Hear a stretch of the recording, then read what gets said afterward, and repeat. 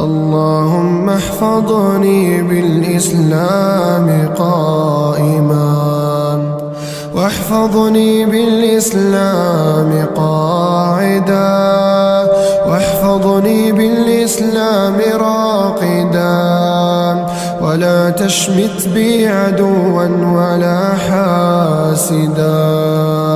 اللهم إليك مددت يدي، وفيما عندك عظمت رغبتي، فاقبل توبتي، وارحم ضعف قوتي، واغفر خطيئتي، واقبل معذرتي، واجعل لي من كل خير نصيبا، وإلى كل خير سبيلا.